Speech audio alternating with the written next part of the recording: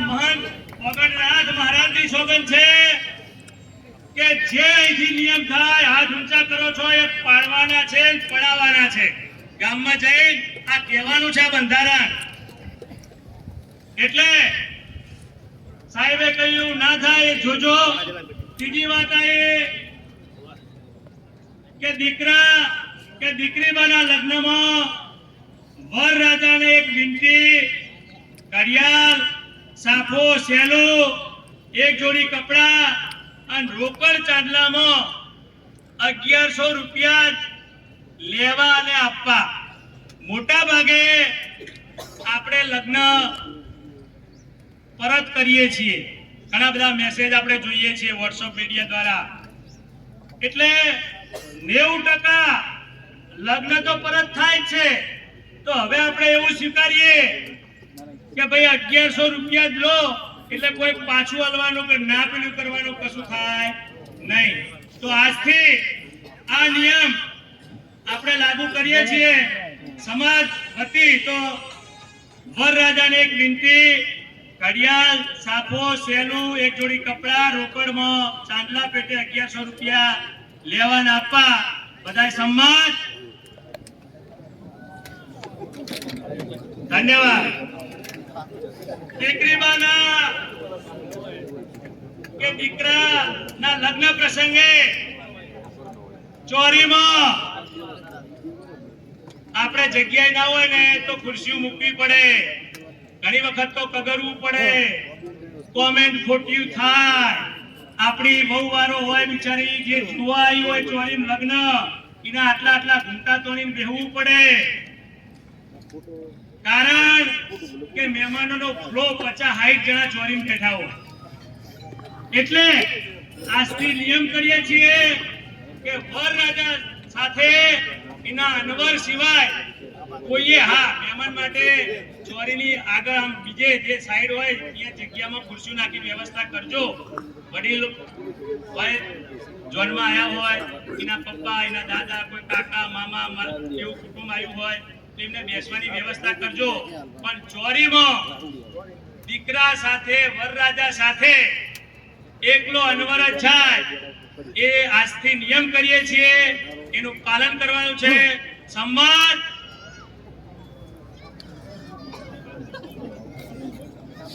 કરીએ સાહેબ.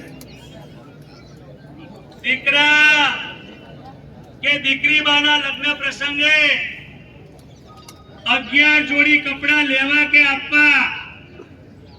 મિત્રો આપણે નિયમો અહીં બોલી જઈએ પછી ઘણા એવું કે ઘેર આપણા વહુવાળું કે આપણા મહિલા વિભાગ એ જુદું કંઈક આખું પ્રયોજન કરે. એમાં હું એવું માનું છું કે આપણે પોતે જ આપણા ઘરના એક સભ્ય તરીકે, એક વડીલ તરીકે સૂચના આપી દઈએ કે ભાઈ આપણે આવી રીતે જ કામ કરવાનું છે, સમાજની સાથે રહેવાનું છે. તો હું માનું છું કે કોઈ પણ વહુવાળું એ નિયમને તોડશે નહીં.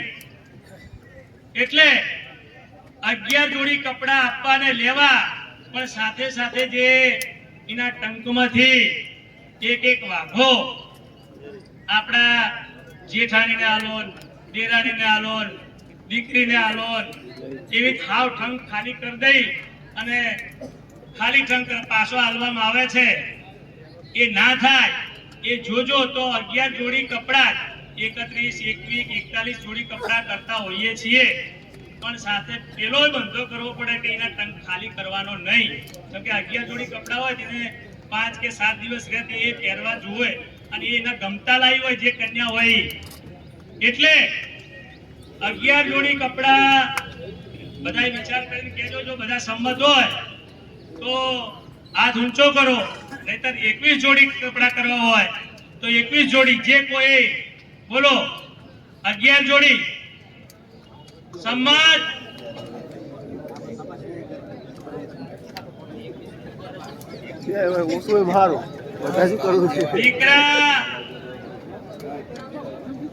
દીકરા કે દીકરી બાના લગ્ન પ્રસંગે કલાકારો, રાસ ગરબા ડાયરો ડીજે બેન્ડ એ સદંતર બંધ. મિત્રો આપણે જોઈએ છીએ કે જ્યારે ડીજે વાગતું હોય બેન્ડ વાજા વાગતા હોય ત્યારે શરમથી આપણે કહેવું પડે કે કદાચ છોકરા તો નાચે પણ આપણી બેન દીકરીઓ વહુવારો એ નાચતી હોય છે. એટલે આ પ્રથા સદંતર આખા સમાજમાંથી ડીજે ની બંધ કરવામાં આવે છે.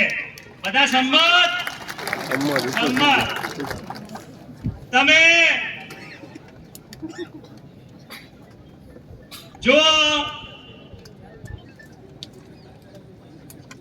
આપણે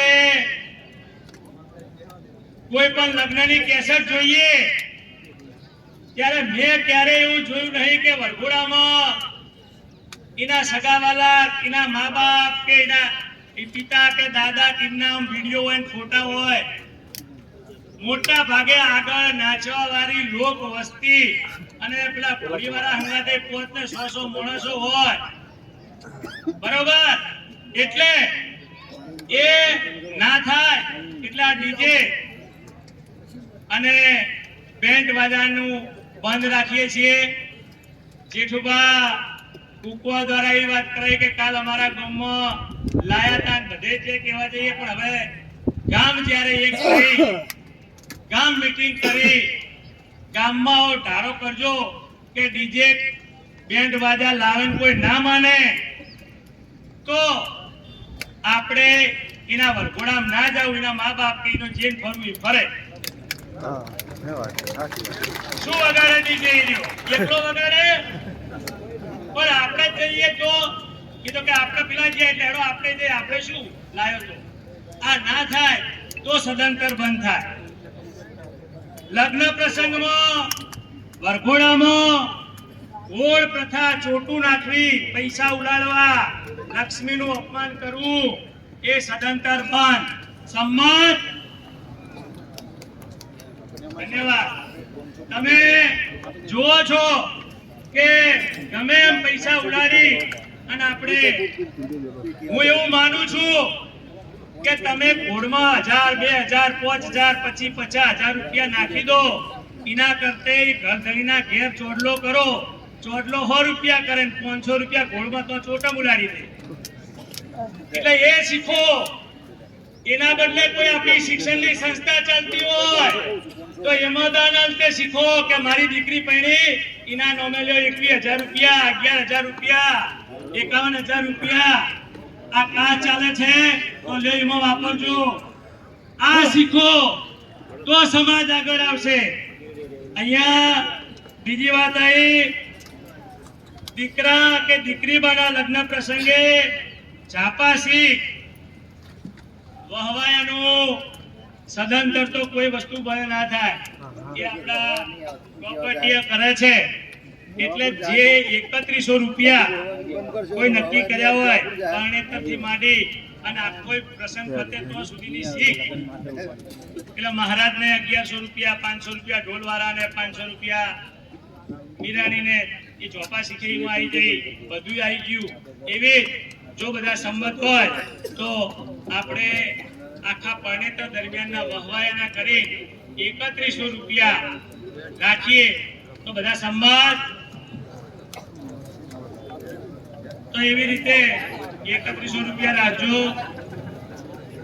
લગ્ન દીકરા કે દીકરી બાના લગ્ન પ્રસંગે બહારનું રોકવા નો કોઈ દાગીનો લેવો નહીં. તેની જગ્યાએ રોકડ રકમ આપી એ તો ઘરધણીએ જોવાનું હોય. ભાઈ હું અંગત રીતે એવું માનું છું કે મારા ઘરમાં પ્રસંગ હોય તો મારી બહેનોને સમજાવી કેવું એ મારી ફરજ છે. અને હું નૈતિકતાથી કહું છું કે મારા પછી મારા જે 6 કાકાના દીકરાઓ પડ્યા છે એકેનું બાયરું રોકીને કોઈ વસ્તુ લેવામાં આવી નથી. એટલે આપણે જોવાનું હોય.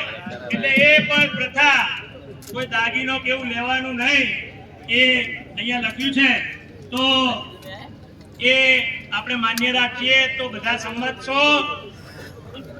દાગીનો પ્રથા, બાયણું રોકવાનો, દાગીનો નહીં લેવાનો, સંમત.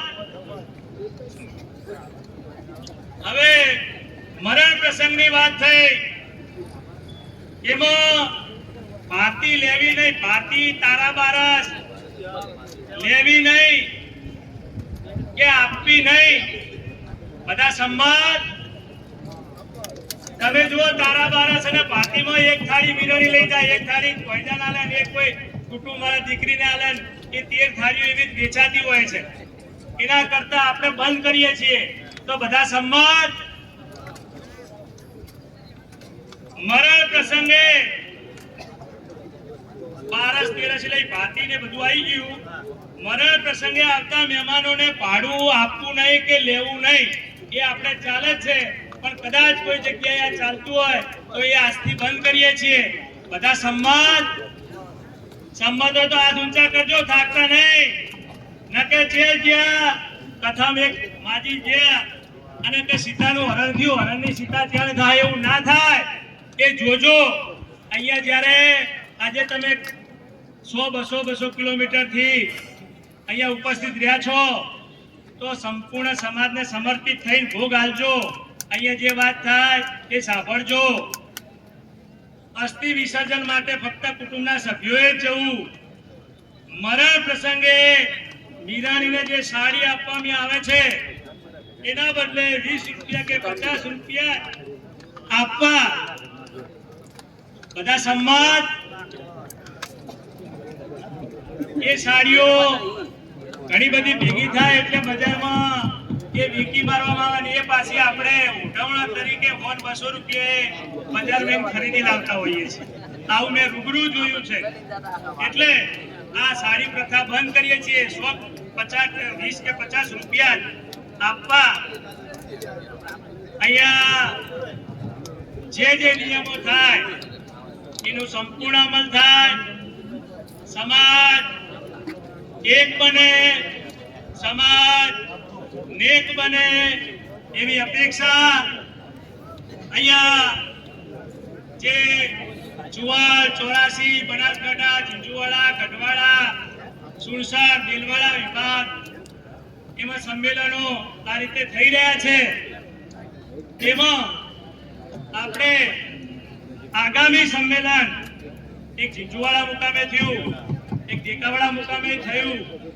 પણ હું એક વિનંતી કરું છું કે હવે જે વિભાગો બાકી છે એમાં આગામી સંમેલન સુરસર વિભાગ એમની અનુકૂળતા ગામ ભેગું કરી નક્કી તારીખ કરી અને સુરસર વિભાગ યોજશે એવી મારી વિનંતી છે.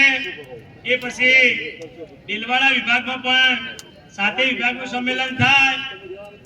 વિરેન્દ્રસિંહને ફરી મારી વિનંતી છે કે એમને 2 વર્ષ પહેલા 7 વિભાગનું સંમેલન બોલાવ્યું હતું, પણ આમાં પણ ફરી જોડાઈ અને એક ગઢવાડા મુકામે પણ 7 વિભાગનું સંમેલન થાય.